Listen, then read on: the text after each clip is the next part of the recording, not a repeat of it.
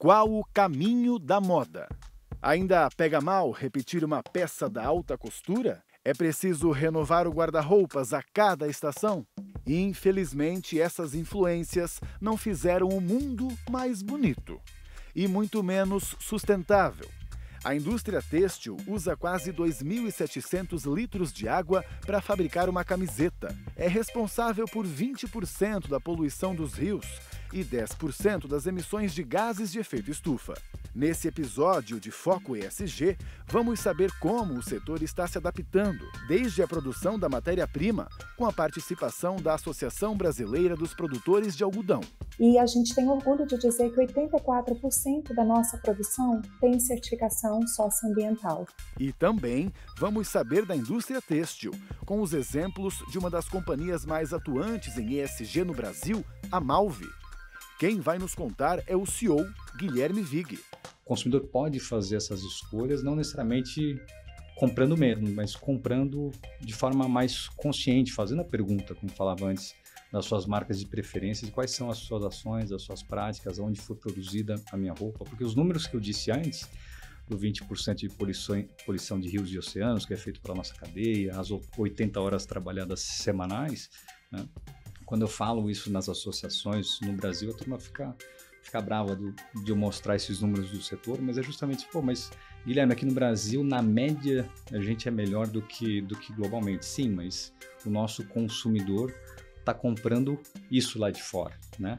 Está competindo aqui no nosso mercado nacional e a gente está importando essas 80 horas semanais, importando poluição de rios e oceanos, então dar essa transparência para o consumidor faz a diferença. E nossa avaliação vai além, com a presença da analista em ESG da XP, Luísa Aguiar. Quando a gente olha para o setor vestuário, a gente entende que por mais que questões ambientais sejam super relevantes, acho que o mais crítico atualmente ainda são indicadores do pilar social, do S. Sendo que governança é importante para todos os setores e é importante para você manter um bom desempenho ambiental e social também. Esse é o momento para o Foco ESG.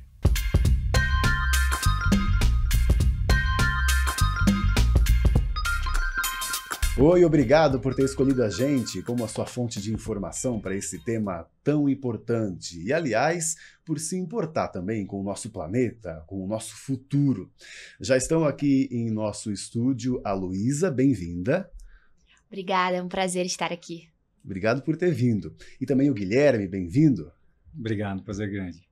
Obrigado por ter vindo compartilhar teu conhecimento com a gente. Inclusive, vamos começar com aquele nosso jeitinho, entendendo a situação.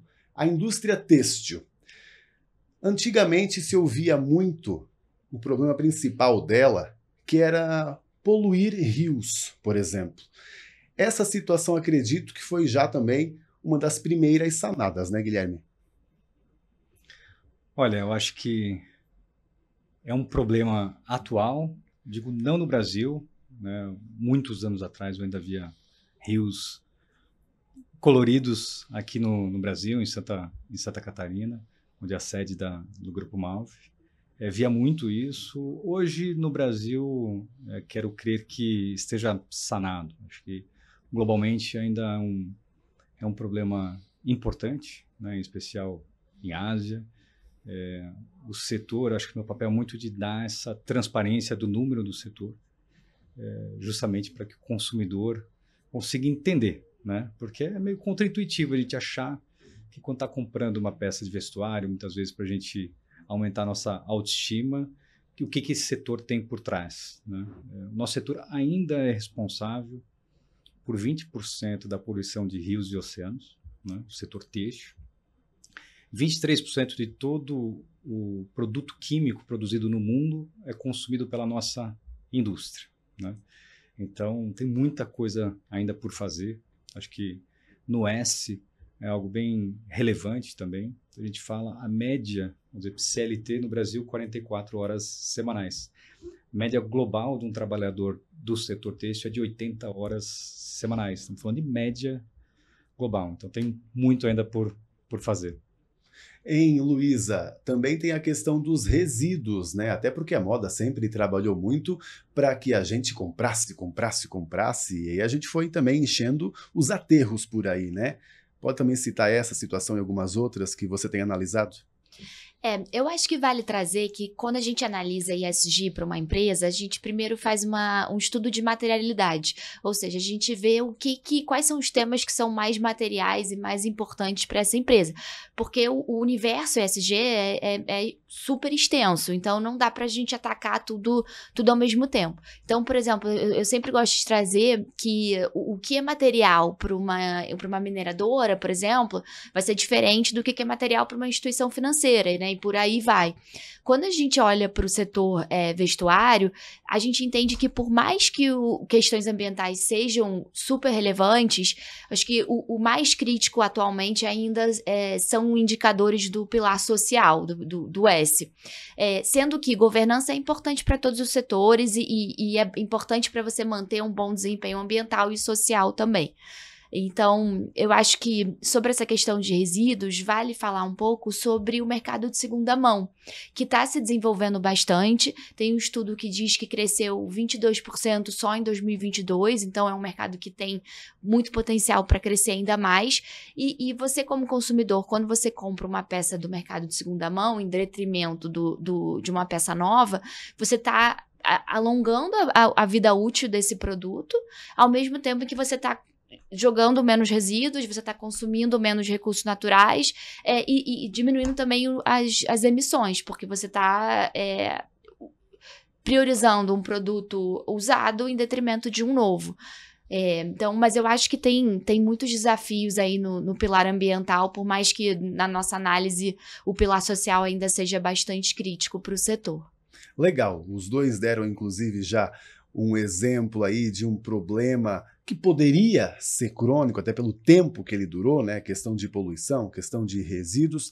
E já que vocês falaram muito do social, eu sei que ele também acaba pegando muito no começo dessa cadeia, né? Que é lá na produção da matéria-prima que vai acabar surgindo ali o tecido, a malha para se trabalhar, né?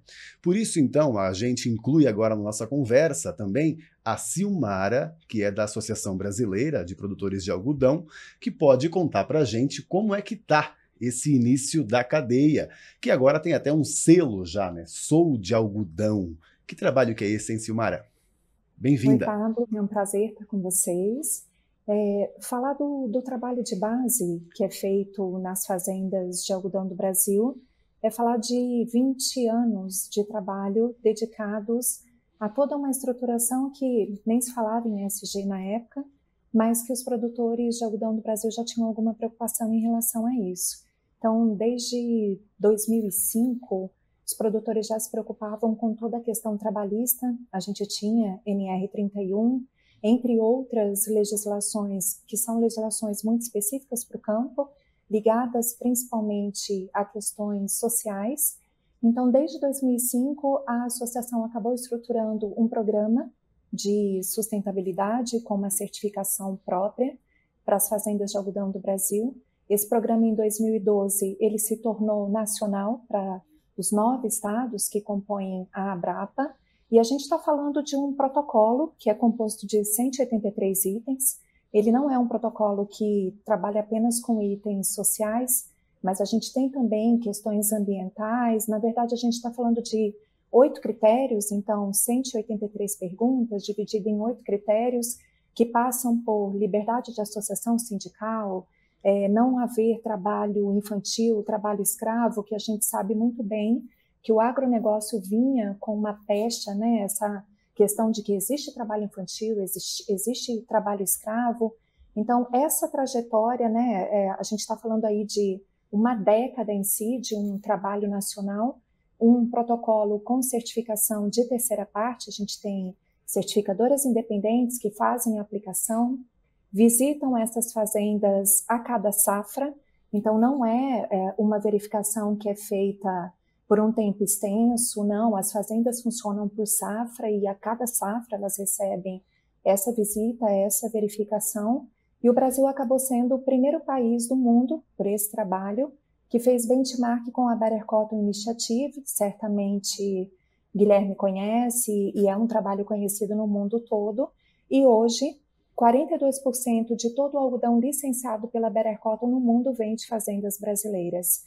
E a gente tem orgulho de dizer que 84% da nossa produção tem certificação socioambiental. O programa se chama Algodão Brasileiro Responsável.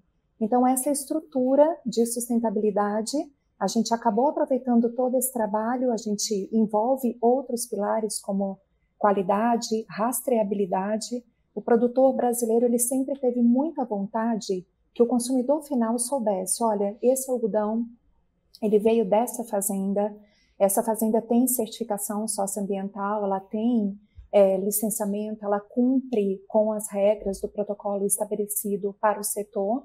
E, finalmente, em 2021, Sou de Algodão surgiu em 2016, mas em 2021 a gente lançou o programa Sou BR, e o Brasil foi pioneiro em larga escala. Nós começamos com 2 varejistas aqui no Brasil, o piloto, e nós já tivemos coleções cápsulas em que o consumidor compra a peça, lê o QR Code e ele consegue ver o algodão, a fazenda, qual é o produtor, o número de certificado e por onde todo aquele processo passou. Quem foi a fiação, quem foi a malharia, se a gente estiver falando de uma camiseta, até chegar ali nas mãos do consumidor. É um trabalho de anos e é um trabalho de quem está no início, mas quer contribuir para uma cadeia mais responsável, que é o nosso objetivo. Trabalhar em conjunto e fazer da cadeia têxtil brasileira uma cadeia que realmente tem o valor que ela tem e que pode ser exemplo para o restante do mundo. Sim, até para outros segmentos, né? A gente sabe que fazer a cadeia inteira sustentável é a maior dificuldade, né? Não só de uma empresa atender parâmetros ESG. Então, por isso que o trabalho da Silmar é tão importante para o Guilherme, né? Você quase que depende dessa sustentabilidade do negócio deles. Essa parceria, como é? A gente é uma marca parceira, eu acho que é muito importante, até mais do que para a gente, né, para as empresas menores, né? Quando a gente fala de ter um certo tamanho, milhares de funcionários, mas a gente é uma fração do que é o tamanho do mercado. A gente sim tem condição de fazer auditoria em toda a cadeia para trás, né, mas a grande parte das empresas não tem essa condição. Então, assim, acho que o trabalho é muito importante para a cadeia, né? Geralmente, sempre falo que a agenda e a jornada de ESG nas empresas ou é por amor, né, por propósito, por causa, ou em algum momento pela dor, o momento em que o consumidor começar a cobrar das suas marcas preferidas, quer dizer, querer realmente saber como foram feitas as suas roupas. E essas associações dão justamente a condição para que essas marcas, empresas menores, também consigam ter o início nessa jornada.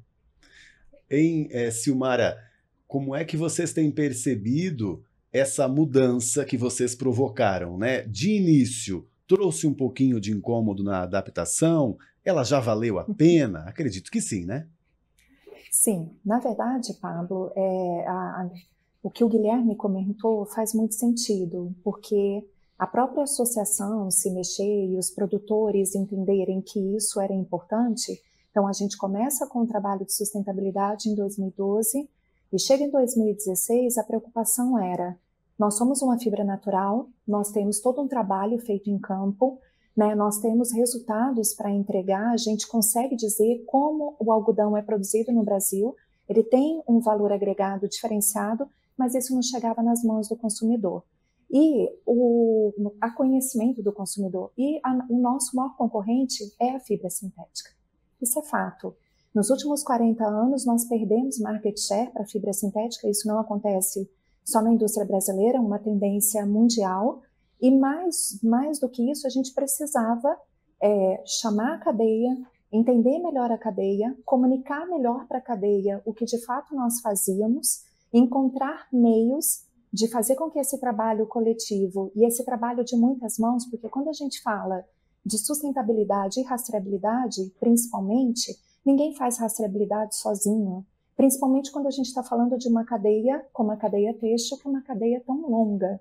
Então, você precisa de colaboração, você precisa de transparência de todos os elos envolvidos. Então, nós começamos com o Sou de Algodão em 2016, mas o nosso trabalho a nossa primeira coleção rastreável, ela veio em 2021, então a gente está falando de 5 anos depois, e ainda assim continua sendo um desafio para nós, para a gente conseguir escalar e fazer com que isso chegue a mais varejistas aqui no mercado, no Brasil, e consequentemente a mais consumidores finais. É um desafio enorme porque a transparência tem que ser para todos, o compartilhamento de dados tem que ser para todos, o cumprimento das regras tem que ser para todos, né? Todos têm que estar engajados.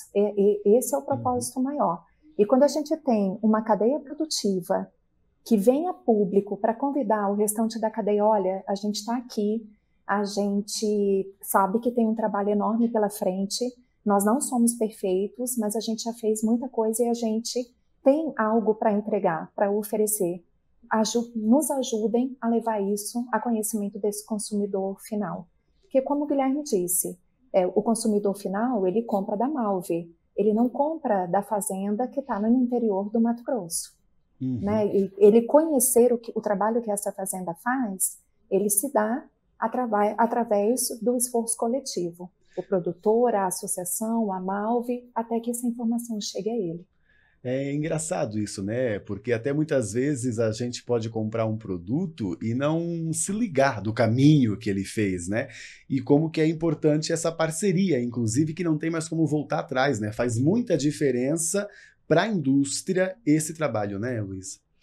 Sem dúvidas, porque eu acho que assim, o que a gente tem que entender é que não basta você, como empresa, por exemplo, você rastrear o seu fornecedor, você tem que rastrear o fornecedor do seu fornecedor.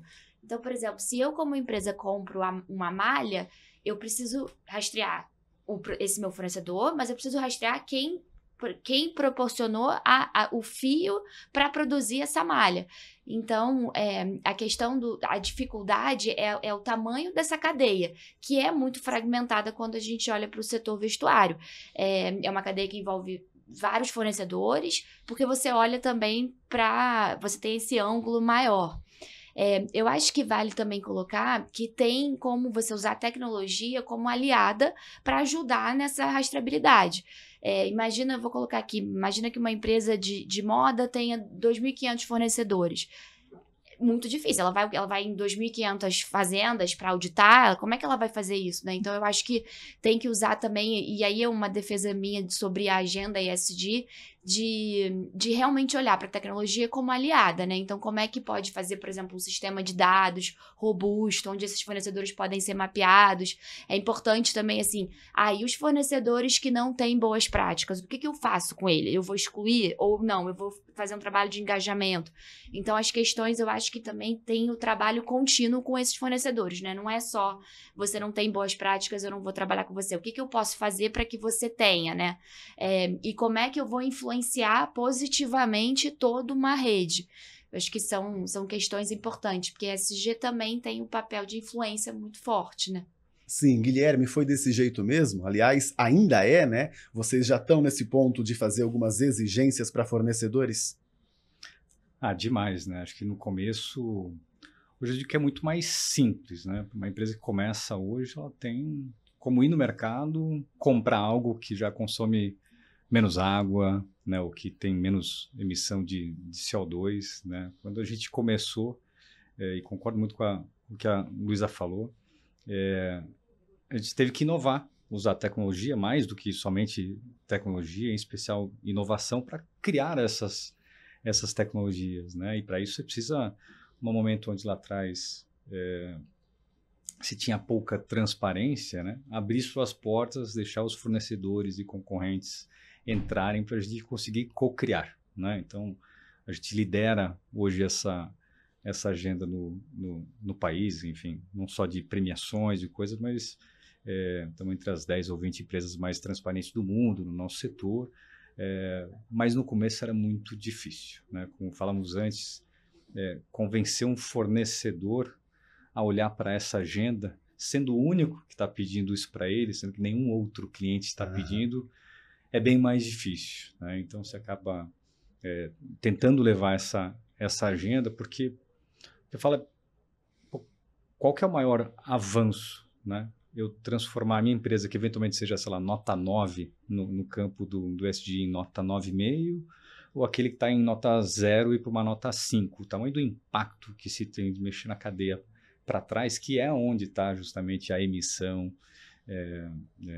enfim, carbono, CO2, água, é ali que está justamente o problema, né? Então, hoje a gente já consegue ter parcerias com fornecedores, critérios, avaliação, se ele tem uma nota determinada naquele ano com base em todas as questões de ESG, ele tem eventualmente condições melhores, consegue fazer contrato de prazos maiores, mas assim, até chegar nesse ponto foi muito difícil, muita energia empregada em cima disso. Sim, imagino que gastou bastante energia, né? Porque realmente até uma palavra que já surgiu no início dessa conversa, né? Que é de engajar, né? Não adianta, inclusive, o exigir, né? Tem que fazer entender. Que bom que a Silmara e nossos produtores brasileiros já estão trabalhando bem nisso. Obrigado, Silmara, e um bom trabalho aí para você.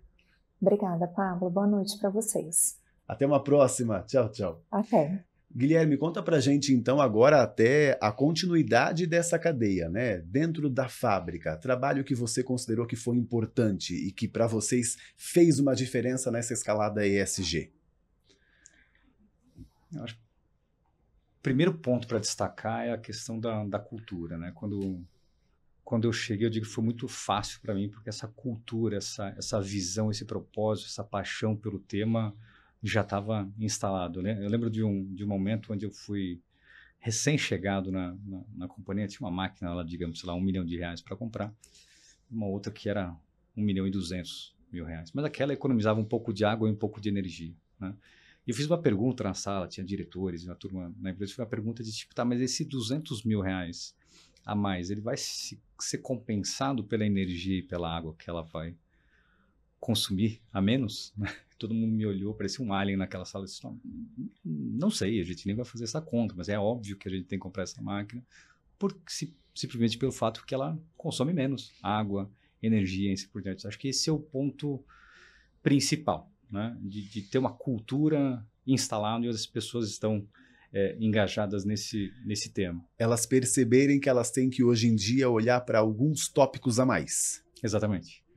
E aí, esse é o início, depois, vamos dizer, da gente fazer a compra do algodão, que começa a grande parte da emissão de CO2. Lógico, na parte do algodão tem muita água empregada, né, na lavoura e assim por diante, mas toda a questão que falava antes de consumo de químicos, né, hoje a gente consegue, com inovação, a gente consegue fazer uma cartela imensa de cores sem uso de químicos, usando frutos, folhas e caules, vamos dizer, de amora, consegue fazer verde, rosa, off-white, tem várias cores que a gente está fazendo vários estudos com fornecedores, mas essa parte do início da cadeia têxtil, né, de, vamos dizer, transformar o fio no tecido, e em especial fazer o tingimento ou a estamparia desse tecido, que é o trabalho principal de engajamento. É ali que estão as emissões, é ali onde o maquinário custa muito caro.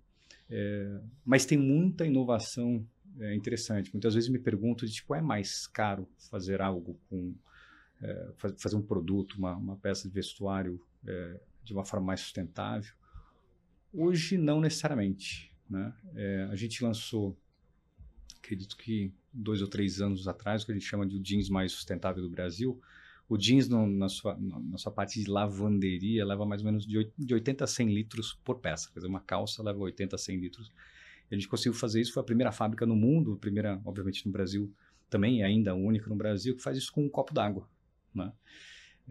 Cada calça consome um copo d'água e nem é consumo, a fábrica nova nem tem ligação com o rio, por exemplo. É simplesmente a evaporação no processo, né? É uma fábrica que hoje ela é mais barata produzir desta forma do que se eu fazer no método convencional que é feito no mundo inteiro. Porém, teve muita energia, foram anos de pesquisa e trabalho com fornecedores para conseguir chegar lá. Certo. A gente já está chegando lá no ponto do consumidor, que ele é muito interessante, mas antes eu acho que vamos àquela pergunta que o Guilherme deveria responder, mas eu quero que antes a Luísa analise, porque ela é bastante curiosa, né? Durante muito tempo, a gente até falou um pouquinho sobre isso já.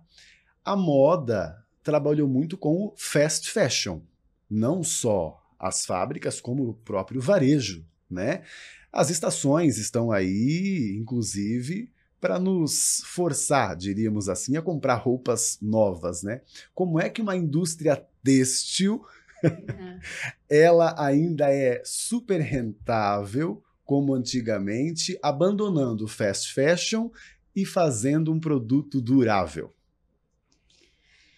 Eu acho que assim, a pandemia foi um momento muito crucial para dar um impulso na mudança do consumidor, no sentido que eu acho que os consumidores entenderam mais do que entendiam antes a importância realmente de você adotar boas práticas de sustentabilidade e você rever suas práticas de consumo, né? Então, entendendo, eu preciso, né, comprar mais uma blusa ou mais um vestido, né? Eu acho que esse é um questionamento que é mais óbvio. E aí a gente até estava conversando antes, né, de começar o programa, mas, por exemplo, esse consumo sustentável ele é muito impulsionado pelas gerações mais novas, que são mais suscetíveis a temas de sustentabilidade e a temas ESG também. Então, mas ao mesmo tempo, esses também são os consumidores de fast fashion. Então, a gente tem que entender como que a gente acha ali um ponto ótimo, né, entre um e o outro. Mas, por exemplo, até grandes empresas de fast fashion já estão levantando a bandeira de sustentabilidade. Falando, não, agora a gente vai entrar nesse mercado ou no mercado de segunda mão para tentar mostrar e desmistificar essa imagem de que fast fashion não é sustentável. Eu acho que a questão é mais assim, os consumidores repensando as suas formas de consumo, e que eu acho que teve uma grande transformação que a gente sentiu depois da pandemia. E até esse próprio consumidor também, né, que já que está engajado, ele não pode esquecer então de alguns desses programas do varejo, por exemplo, de devolver a peça depois de certo tempo, porque às vezes há uma reciclagem, depende do tipo de negócio, né, Guilherme? Como é que para você está isso?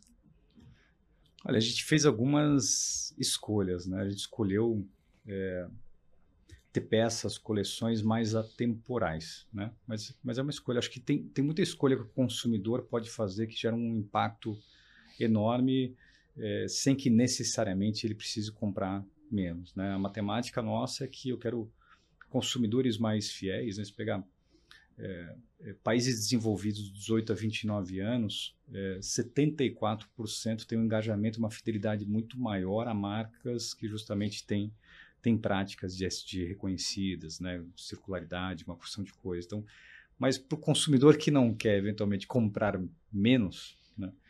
Tem muitas outras coisas que ele pode fazer nesse sentido. Média global, 70% do que está no nosso guarda-roupa não é usado em 12 meses. Né? Faço convite a quem está nos assistindo, faz esse teste, fiz também. Assim, talvez das mulheres até um percentual um pouco maior, dos homens um pouco menor. Mas tem muito, assim, o consumidor entender que tem muita emissão, muita matéria-prima desnecessária para estar ali parada, é um tipo de approach, né? Se a gente fala que tem dinheiro ali, né, que ele pode revender aquele produto, tem uma sensibilidade maior ao tema. 40% mesma pesquisa de 18 a 29 anos, países desenvolvidos, 40% desses consumidores, ao comprar uma peça de vestuário, de moda, analisa o seu preço de revenda. Já estamos nesse patamar. A gente faz isso, no Brasil, a gente faz isso com carro, né? Eventualmente a gente compra uma marca que perde menos valor.